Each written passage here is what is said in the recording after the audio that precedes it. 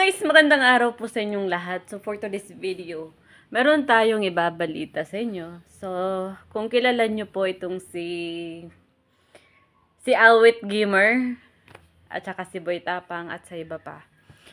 Sobrang nakakaawa na po sila ngayon. Pero, kahit ganun pa man, no, siguro may naipundar naman siguro sila. Ang pinaka malala lang po dito, itong si Awit. Sobra. Masakit po sa lahat ng mga nanonood sa kanya. Yung lalong-lalo na doon sa mga basher, no? Masaya na kayo ngayon na bumagsak yung tao na kinakainisan nyo noon. So, bakit nga ba nagkaganon si Awit ngayon? So, babalita ko sa inyo, ha? Huwag kayong maingay. Magkikichismis muna tayo sa mga balita ngayon dito sa social media. Ganito po kasi yan. Si Awit, tinanggal na din yung Facebook account niya. Kasi, dahil sa sugal. Alam niyo po ba kung magkano ang nalusin na pera ni Awit Gamer? 69 million lang naman natalo sa sugal. Casino pa more. Ngayon, yung Facebook account niya, na doon siya kumikita, tinanggal na ni Meta. Kaya sa mga sa lahat po ng mga ng mga vloggers na nagpo-promote ng sugal noon pa man 'yan, sinasabi na siguro binigyan pa ata ng ilang buwan na bawal mag-promote ng sugal kasi nga marami nang nasisira na buhay ng mga kabataan ngayon. Hindi na pumapasok kasi akala nila yung pera madali lang. Yung iba, minsan, sinasanla na yung sakyanan, sinasanla yung bahay, para lang isugal. Ngayon, alam nyo po ba, si Awit Gamer, sa mga pinapanood niya, sa mga vlogs niya, nakakaawa. Siyempre, nagkaroon pa siya ng utang. Yung mayaman na mayaman noon, ngayon nagkaroon ng utang. Panurin natin yung kanyang Nalo po yun ng 6 million in one day. vlog. Wala pa nga pong one day eh.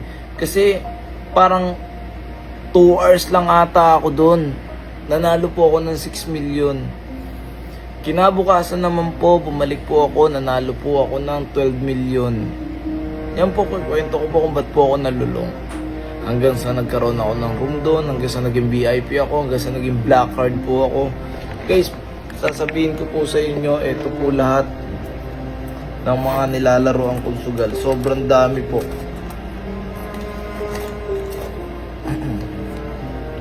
Meron po akong Soler. Ayan. Meron po akong Newport, Manila. Ayan po meron po akong COD. Mga bago lang po dito sa mga to. Yung black card ko po na Okada, pinunit ko na po, pinutol ko na po. Ito, susunod ko na po tong mga to. Kasi yan po ang pinakasinumpa ko, yung Okada. Kasi yan po yung sobrang laki ng talo ko. Yan po yung sa Okada po halos sa 55 million kung subuhin buo doon.